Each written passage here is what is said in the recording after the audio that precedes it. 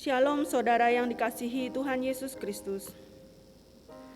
Mengalami keajaiban biasanya menimbulkan perasaan takjub. Tidak heran banyak orang menanti keajaiban terjadi di dalam hidupnya. Keajaiban akan menjadi pengalaman yang sangat indah dalam berbagai peristiwa hidup ketika sedang sakit, sedang berada dalam kesulitan keuangan, ketika sedang berhadapan dengan hal yang tidak sesuai harapan dan lain sebagainya. Keajaiban seakan menuntaskan secara instan segala persoalan yang sedang dihadapi.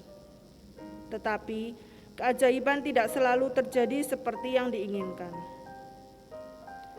Pandemi COVID-19 tidak secara instan lenyap. Manusia makan harus bersiap berdampingan dengan pandemi ini dalam kehidupan sehari-hari. Dalam ibadah minggu pagi hari ini, kita akan belajar dari pengalaman orang banyak pasca keajaiban yang mereka alami. Ternyata, mengalami keajaiban terus-menerus tidak serta-merta membuat mereka semakin percaya dengan tindakan Tuhan atas hidup mereka. Fokus pada keajaiban malahan membuat mereka tidak menemukan makna sesungguhnya dari mengapa keajaiban itu dilakukan. Maka dari itu, Yesus mengajari orang banyak yang sedang memburu keajaiban dan menuntun mereka untuk memahami karya Allah yang sedang melakukan tanda. Tanda bahwa Ialah hadir dan tanda bahwa Yesus adalah Sang Roti Hidup. Saudaraku, bagaimana dengan kita selaku umat percaya? Apakah yang menjadi fokus hidup saudara dan saya? Apakah kita cukup serupa dengan orang banyak itu yang selalu berfokus merindukan bahkan memburu tanda keajaiban dalam hidup? Ataukah kita adalah orang yang senantiasa mengarahkan hati pada Sang Roti Hidup, maupun apapun keadaan hidup kita, bahkan dalam keadaan yang terpuruk sekalipun?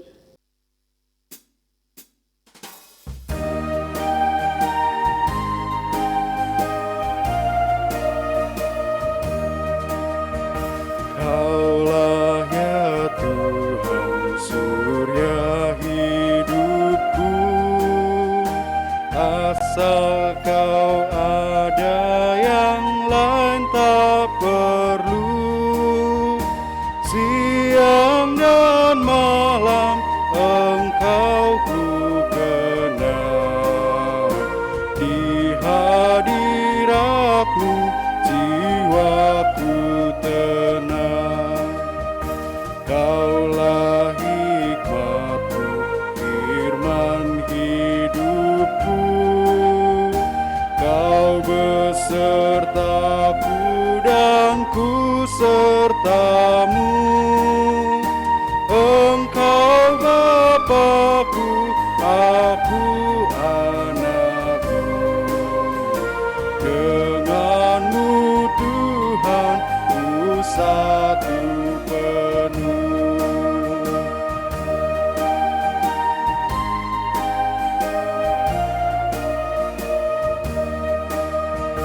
Kaulah bagiku tempat berteduh, Kaulah perisai dan benteng teguh. Sukacitaku kekal dalam-Mu, kuasa surgawi Engkau kuasaku.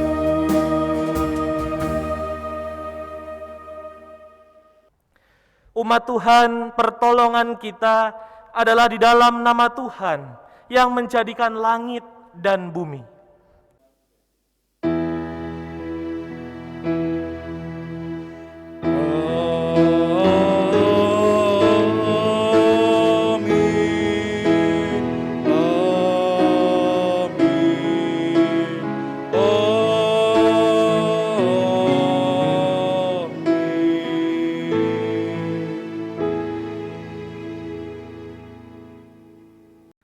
Tuhan beserta dengan saudara.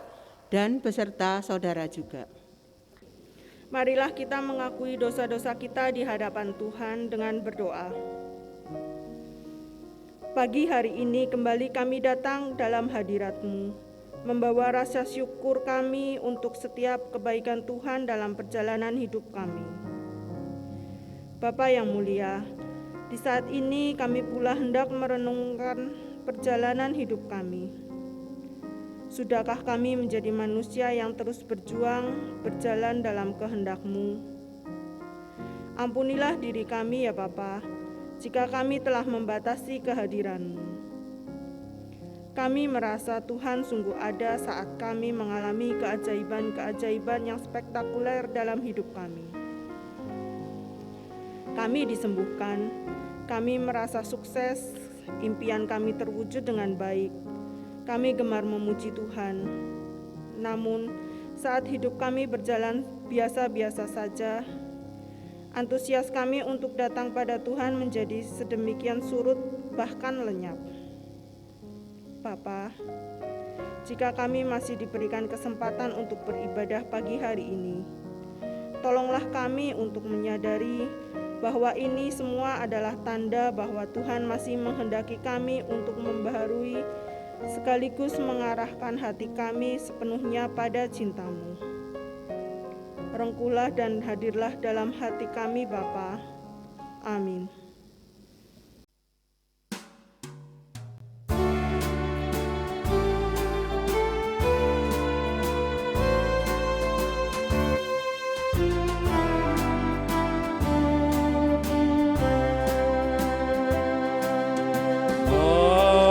Makin serupa Yesus Tuhanku,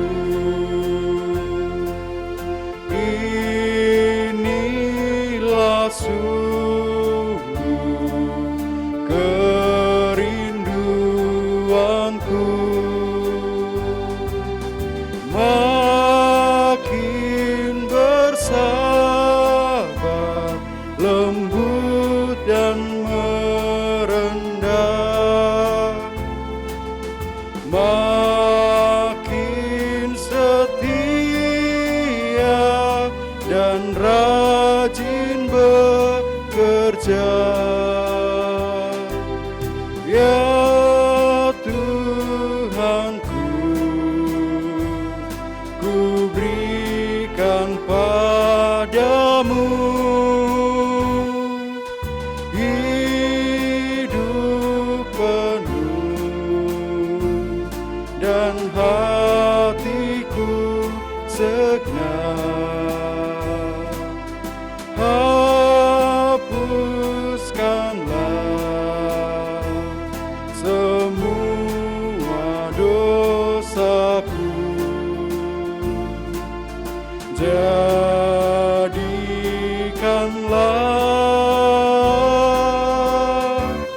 ku milikmu tetap.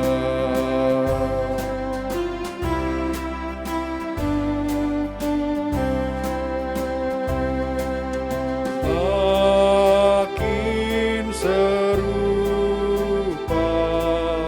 Yesus Tuhanku, setiap hari ini doaku. Makin bergiat menjadi muridnya, makin berani menjadi saksinya. Ya Tuhanku, ku berikan padamu hidup penuh dan hatiku segenap. Hapuskanlah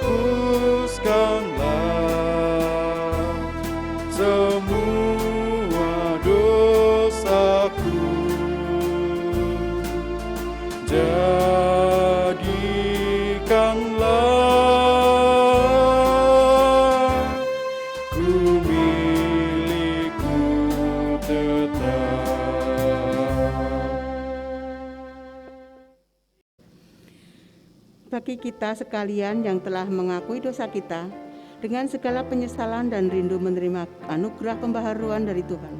Terimalah berita anugerah yang terambil dari Yohanes pasal 6, ayat yang ke-51 yang demikian bunyinya.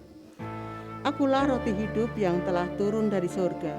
Jikalau seorang makan dari roti ini, ia akan hidup selama-lamanya. Dan roti yang kuberikan itu ialah dagingku, yang akan kuberikan untuk hidup dunia. Demikianlah berita anugerah dari Tuhan.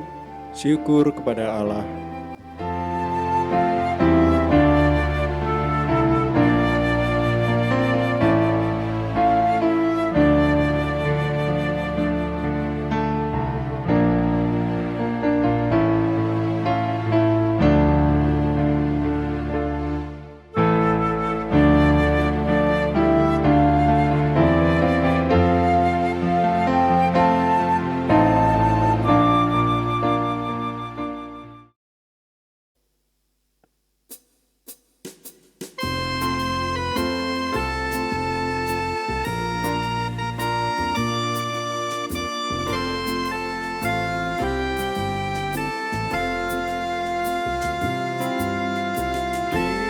Hatiku ya Yesus, Tuhan bersabdalah, agar tenang hatiku dan hilang khawatirku. Di hatiku di hatiku, Tuhan bersabdalah, ku berserah, pasrah penuh, bersabdalah ya Tuhan.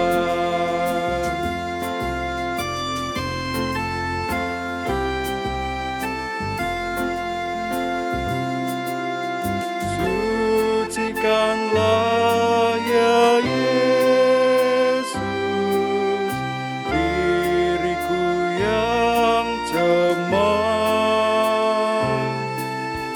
Pakailah aku Tuhan, meraih yang sesat.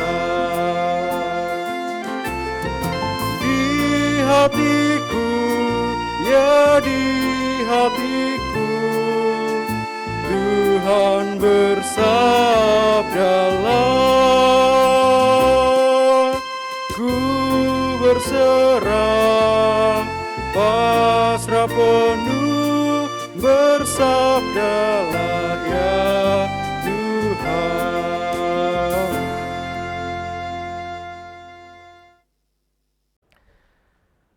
Saudara-saudara yang terkasih di dalam Tuhan Yesus Kristus, mari kita bersama-sama berdoa, kita mohon hikmat dan pimpinan dari Roh Kudus. Mari kita berdoa. Ya Roh Kudus, kami mohon hikmat-Mu saat ini, kami mohon penyertaan-Mu saat ini, terlebih sesaat lagi kami akan merenungkan sabda Tuhan. Biarlah Engkau hadir di dalam hati dan pikiran kami, menolong kami satu persatu di rumah kami masing-masing, untuk menemukan setiap mutiara rohani di balik setiap firman yang kami baca dan kami renungkan saat ini. Kiranya juga Engkau memimpin kami ketika kami hadir di tengah-tengah dunia. Tolonglah kami untuk mampu melakukan kehendak Tuhan di dalam hidup keseharian kami, di dalam roda kehidupan kami yang penuh dengan tantangan dan juga berbagai macam pergumulan ini. Bersabdalah ya Tuhan, kami siap untuk mendengarkan. Di dalam nama Tuhan Yesus Kristus, Juru Selamat kami yang hidup, penolong kami berdoa. Amin. Saudara-saudara yang terkasih, mari kita bersama-sama membaca Injil Tuhan Yesus Kristus menurut Injil Yohanes pasal 6 ayatnya yang ke-24 hingga ayat ke-35. Saya mengajak Bapak Ibu di rumah masing-masing untuk membuka Alkitab kita bersama-sama. Kita membuka Injil Yohanes pasal 6 ayatnya yang ke-24 hingga ayat 35. Saya mengundang Bapak Ibu Saudara untuk membacanya bersama-sama dengan saya di Injil Yohanes pasal 6 ayat 24 hingga ayat 35. Ketika orang banyak melihat bahwa Yesus tidak ada di situ dan murid-muridnya juga tidak, mereka naik ke perahu-perahu itu lalu berangkat ke Kapernaum untuk mencari Yesus. Ketika orang banyak menemukan Yesus di seberang laut itu, mereka berkata kepadanya, "Rabi, bila mana engkau tiba di sini?"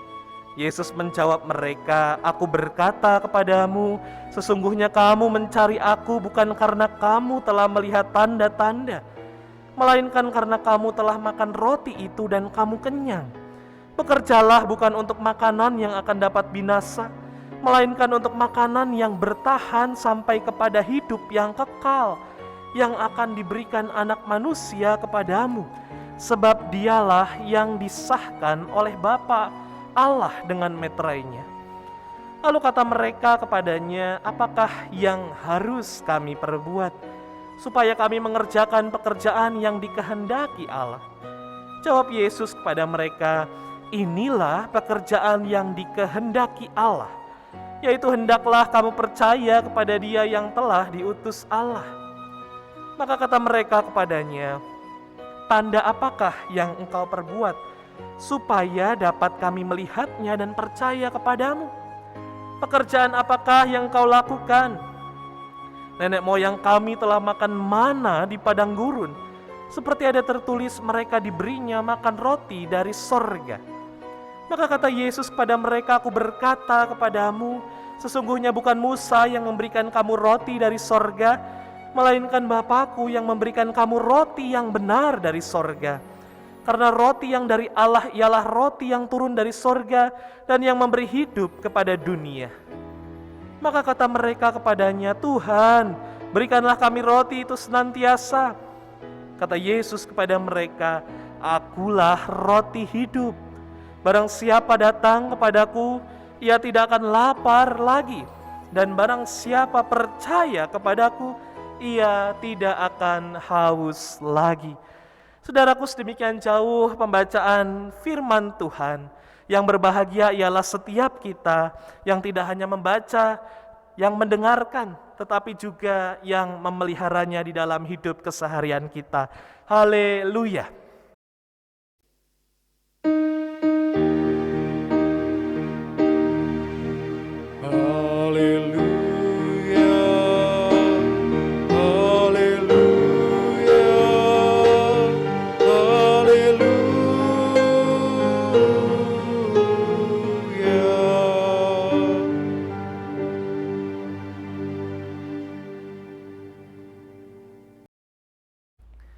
Saudara-saudara yang terkasih di dalam Tuhan Yesus Kristus, kita lihat gambar berikut ini.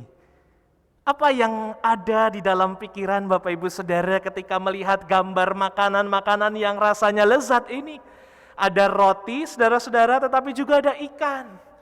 Ada roti yang rasanya enak untuk dijadikan sarapan, ikan juga rasa-rasanya enak, saudara-saudara.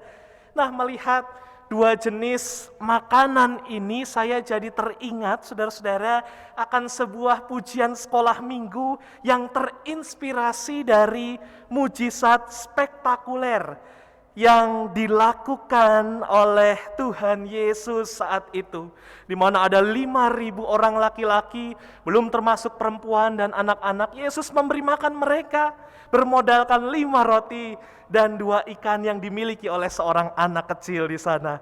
Saya mau ajak saudara-saudara untuk bernyanyi lagu pujian sekolah minggu yang sangat terkenal sekali, 5 roti dan 2 ikan. Mari kita nyanyi bersama-sama, saudara-saudara.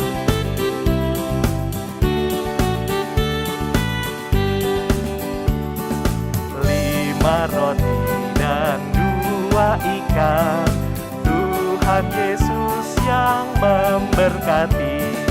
Dimakan 5.000 orang, sisa 12 bakul. saudara, apa kau dengar? Dengarlah mujizat Tuhan. Dimakan 5.000 orang, sisa 12 bakul. Sekali lagi saudara-saudara, 5 roti dan 2 ikan.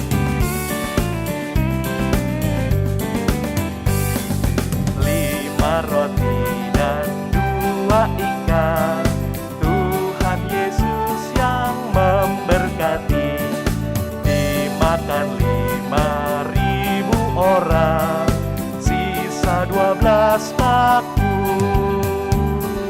Hai saudara, apa kau dengar?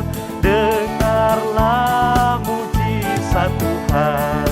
Dimakan 5.000 orang, sisa 12 bakul.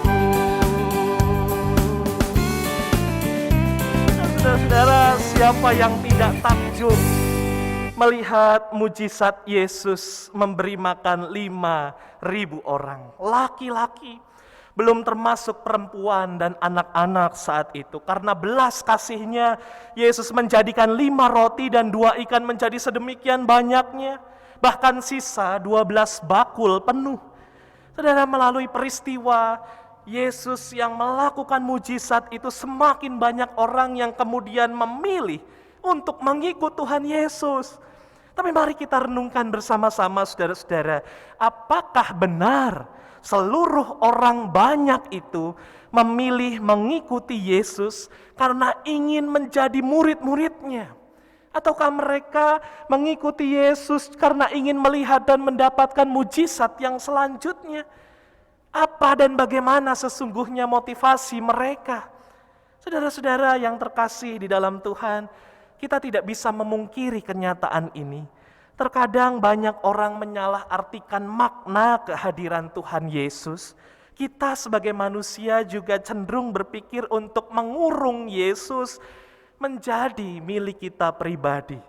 Apa maksudnya, saudaraku? Sekalipun kita lantang berkata, saya mau ikut Yesus, saya mau ikut Yesus. Saudara-saudara, terkadang yang ada dalam benak kita adalah bagaimana memanfaatkan Yesus untuk mendatangkan keuntungan yang besar bagi kita. Saya mau ikut Yesus karena saya mau untung dalam hidup ini. Karena saya mau ikut Yesus, saya berharap segala masalah dalam hidup saya akan lenyap. Saya mau ikut Yesus karena saya berharap segala cita-cita dan rencana saya akan selalu berhasil, dan lain sebagainya. Kita berharap dengan ikut Yesus maka mujizat selalu datang dalam kehidupan kita. Saudara-saudara, mari kita evaluasi diri kita. Jika pola pikir kita demikian adanya, lantas sesungguhnya kita yang ikut Yesus atau Yesus yang ikut kita? Mari kita belajar pagi hari ini untuk menjawab hal tersebut. Firman Tuhan di dalam Injil Yohanes pasal 6 ayat 26 berkata demikian. Mari kita baca bersama-sama saudara-saudara. 2, 3. Yesus menjawab mereka, aku berkata kepadamu, sesungguhnya kamu mencari aku bukan karena kamu telah melihat tanda-tanda, melainkan karena kamu telah makan roti itu dan kamu kenyang. Firman Tuhan ini, saudara, memperjelas motivasi orang banyak itu mengikut Yesus. Orang banyak mengikuti Yesus sampai ke Kapernaum. Mereka datang bukan karena mereka memahami Dia yang telah memberikan makanan itu, tetapi mereka berbondong-bondong datang karena perut lapar mereka telah dipuaskan dengan makan roti. Orang banyak itu bukan tertarik pada Yesus, tetapi orang banyak itu tertarik pada roti. Mereka gagal melihat sang pemberi roti itu. Bukankah situasi ini sama halnya dengan kita? Acap kali kita sering mendambakan berkat yang lebih besar daripada mendambakan kehadiran sang pemberi berkat itu sendiri. Betul, jika manusia perlu makan untuk hidup, saudara-saudara, tetapi harusnya ia tidak hanya hidup untuk makan saja. Ada sesuatu yang lebih besar dari sekedar makan yang seharusnya bisa dicapai oleh saudara dan saya.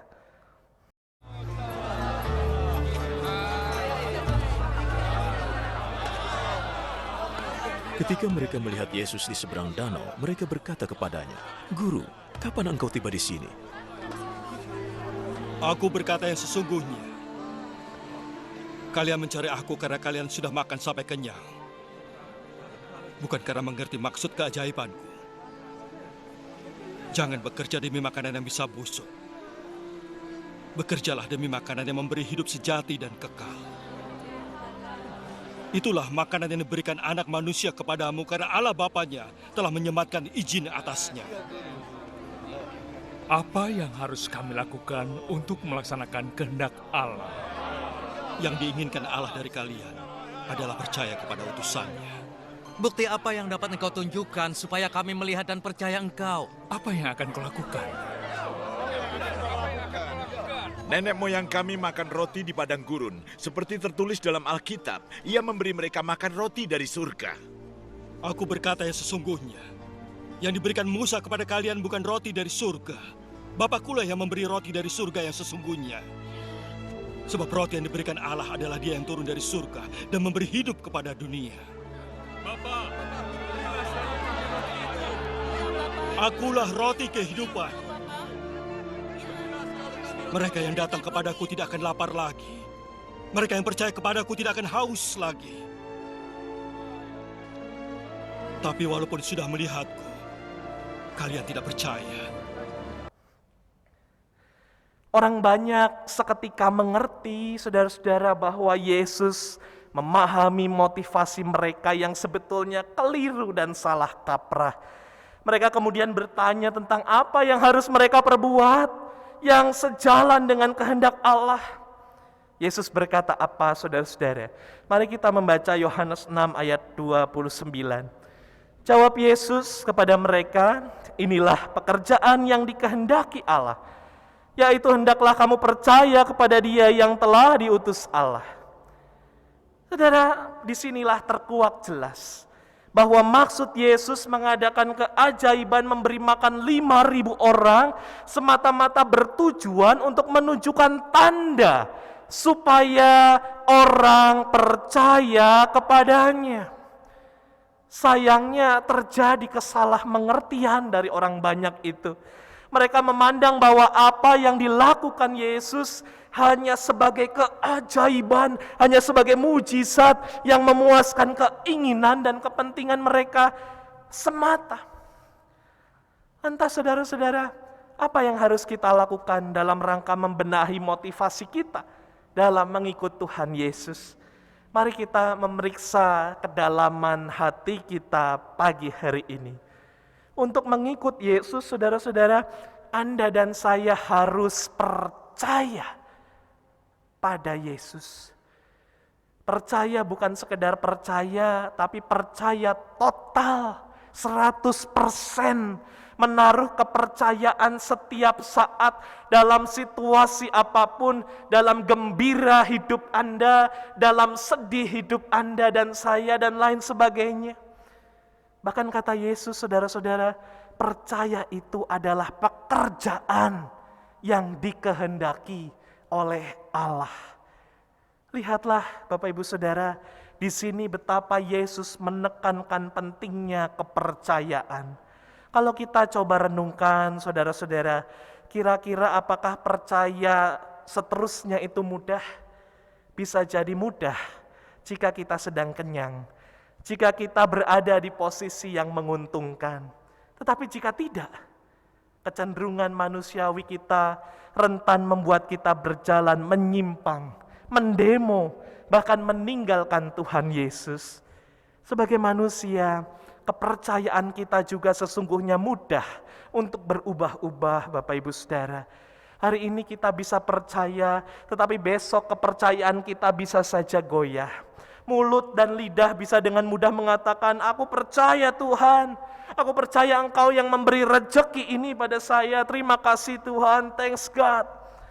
Tapi ketika sumber nafkah mengalami masalah yang bertubi-tubi, tindakan kita bisa jadi terjebak pada perilaku yang menyimpang dari kehendak Tuhan.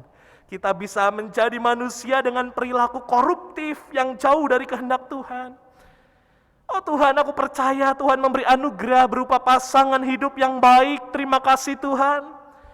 Tetapi ketika muncul masalah di dalam bahtera rumah tangga, bisa saja manusia langsung berpikir mengambil jalan pintas, berselingkuh, dan mencari kepuasan-kepuasan lainnya. Hal ini senada, saudara-saudara, dengan perjalanan bangsa Israel ketika mereka sampai di Elim. Mereka saat itu sedang menuju tanah perjanjian. Keluaran 15 ayat 27 mengatakan demikian, saudara-saudara. Sesudah itu sampailah mereka di Elim. Di sana ada 12 mata air dan 70 pohon korma. Lalu berkemahlah mereka di sana di tepi air itu. Saudara, kalau kita lihat betapa Tuhan memelihara mereka, sehingga mereka yang kesulitan mencari air untuk minum dipuaskan. Dahaga mereka dipuaskan, saudara-saudara. Namun ketika situasi sulit kembali terjadi di depan mata mereka di padang gurun Sin saat itu, mereka begitu lapar, mereka sangat ingin makan daging dan roti, tidak sabar menunggu, akhirnya mereka bersungut-sungut dan menuduh Musa hendak membunuh mereka karena mereka kelaparan sedemikian hebatnya. Bahkan mereka minta pada Musa untuk dipulangkan saja ke tanah Mesir, lebih baik mereka jadi budak. Tetapi perut mereka kenyang daripada mereka mengikut Tuhan. Tapi seperti ini jadinya. Inilah rasa percaya yang tidak bertahan. Belajar dari rasa percaya umat Israel yang tidak bertahan itu, saudara-saudara, mari kita merenungkan sejenak. Kira-kira mampukah kita sebagai umatnya di masa kini memelihara kepercayaan kita pada Tuhan Yesus sepanjang kehidupan kita? Mari kita baca Yohanes 6 ayat 35 bersama-sama, saudara-saudara. 2, 3. Akulah roti hidup, barang siapa datang kepadaku, ia tidak akan lapar lagi, dan barang siapa percaya kepadaku, ia tidak akan haus lagi. Membaca ayat ini, kira-kira apa maksudnya ya saudara-saudara? Seorang teolog bernama Reinhard Niebuhr mengeluarkan satu kalimat yang menyentuh hati saat merenungkan ayat ini. Ia berkata di dalam bahasa Inggris, saudara-saudara, too many people do unlimited devotion to achieve limited values. Betapa banyaknya orang, saudara-saudara, tidak habis-habisnya mengejar nilai-nilai hidup yang terbatas. Secara tidak langsung, Niebuhr ingin mengatakan seringkali Tuhan Yesus hanya menjadi makanan alternatif dalam menu hidup kita. Yesus tidak menjadi makanan utama dalam menu hidup seorang manusia seperti kita. Kita hanya sibuk mengejar mujizat, kita hanya sibuk mengejar keajaiban dalam hidup ini, kita hanya sibuk mengejar kesembuhan, kita hanya sibuk mengejar kekayaan, harta, jabatan, prestasi, kita hanya sibuk mengejar pengakuan dan lain sebagainya. Semuanya tersedia komplit dalam menu hidup kita, namun tidak dengan menu roti hidup yang cuma jadi menu alternatif saja. Akulah roti hidup. Barang siapa datang kepadaku, ia tidak akan lapar lagi. Dan barang siapa percaya kepadaku, ia tidak akan haus lagi. Artinya, Yesus ingin menjadi bahan pokok yang utama dalam kehidupan kita, dalam kehidupan saudara dan saya. Yesus ingin menjadi bahan pokok makanan kita yang terpenting, makanan yang kita nikmati sehari-hari, makanan yang kita nikmati setiap pagi, siang, sore, dan malam hari, makanan yang kita percayai menghadirkan hidup dan damai yang kekal. Makanan yang kita nikmati juga di saat pandemi COVID-19 ini, di saat krisis, di saat pergumulan terjadi, di saat-saat atau di waktu yang tampaknya belum ada jalan keluar. Saudara-saudara, dimanapun harusnya roti hidup menjadi makanan kita, makanan pokok yang wajib kita makan. Bahkan harusnya Yesus sang roti hidup itu menjadi makanan yang selalu kita cari saat kita berada dalam bayang-bayang tangis pergumulan. Sampai detik ini, sudahkah hati saudara dan saya, sudahkah hatiku selalu terarah kepada roti hidup? Amin. Tuhan, ku percaya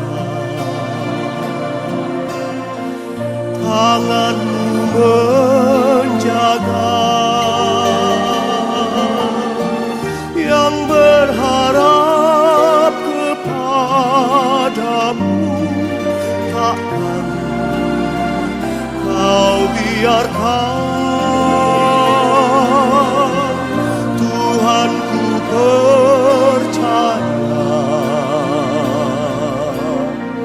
janji-Mu setia, tetap ku hidup bagi-Mu sampai selamanya.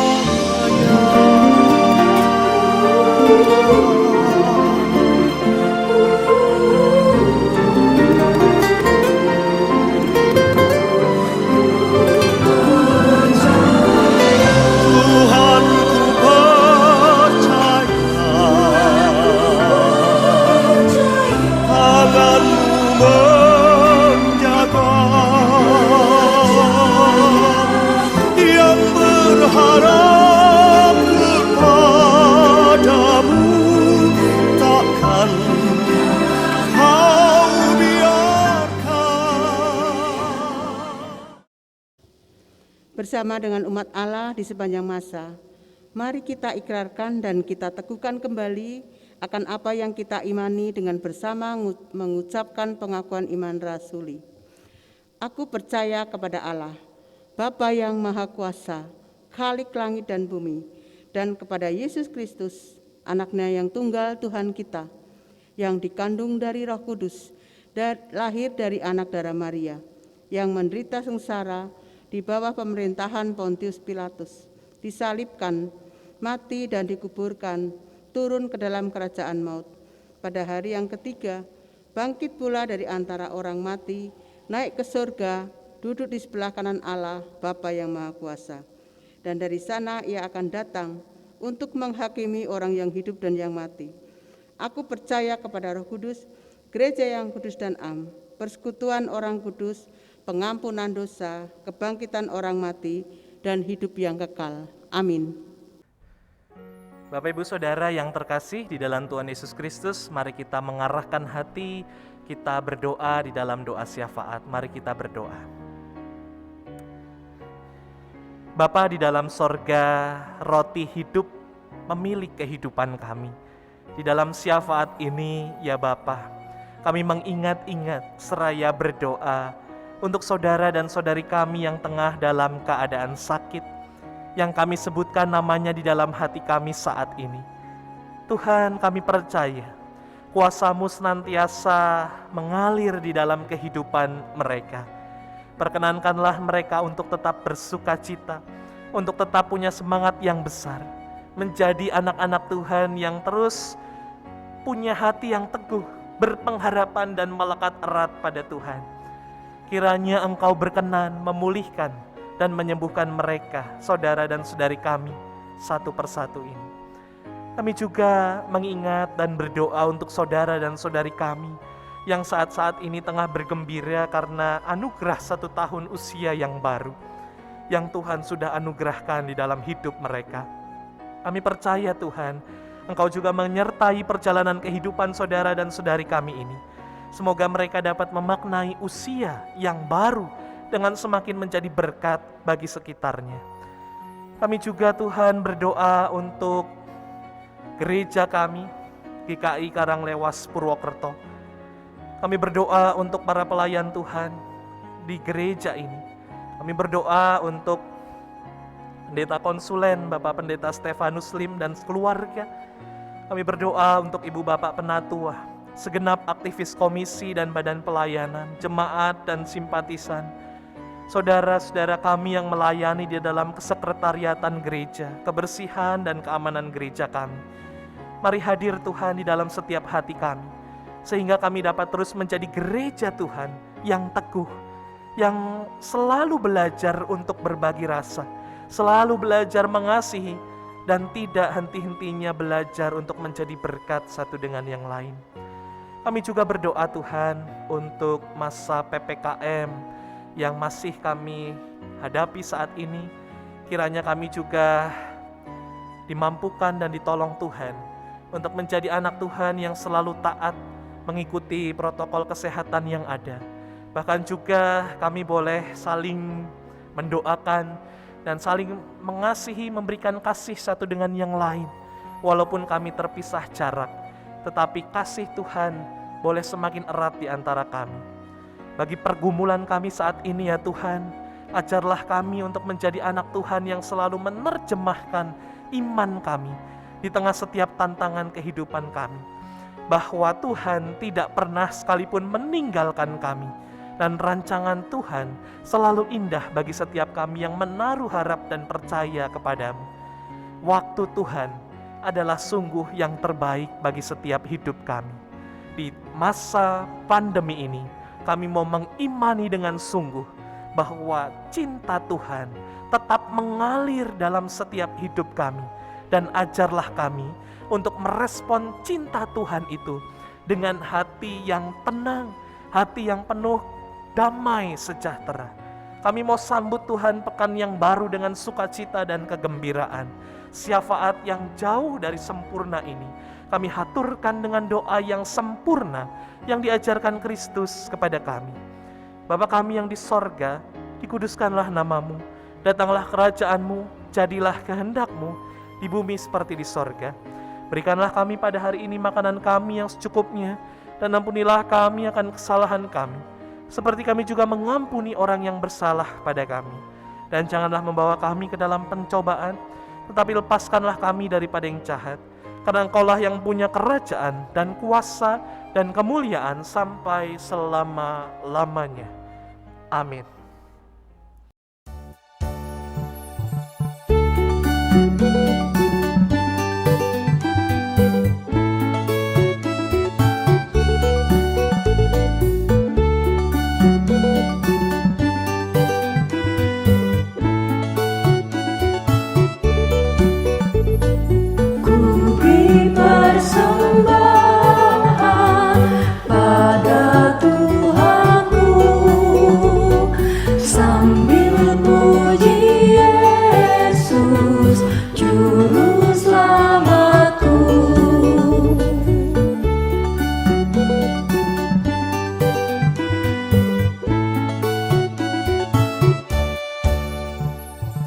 Dengan sukaria ku beri padamu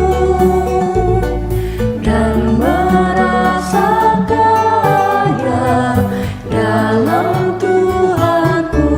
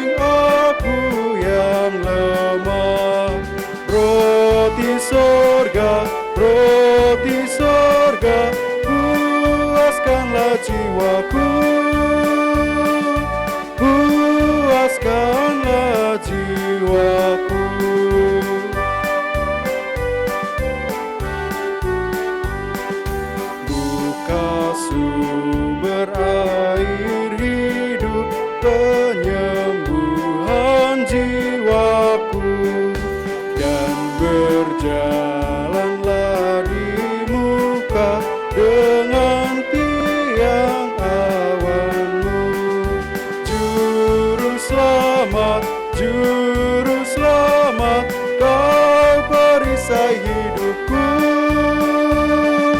kau perisai hidupku.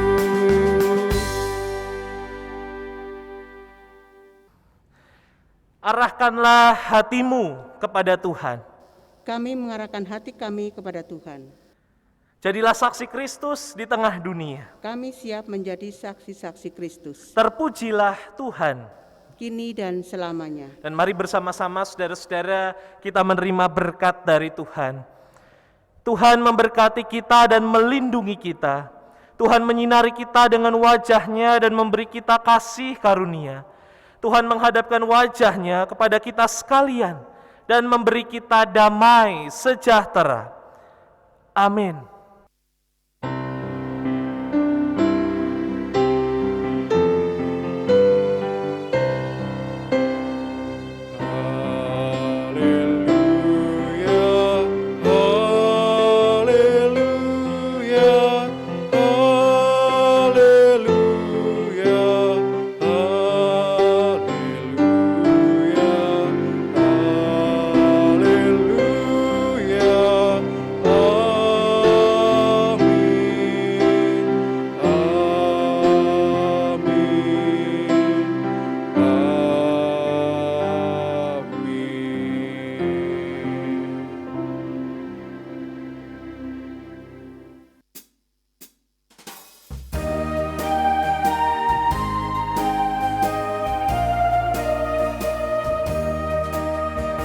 Kaulah ya Tuhan surya hidupku, asal Kau ada yang lain tak perlu. Siang dan malam Engkau ku kenal, di hadirat-Mu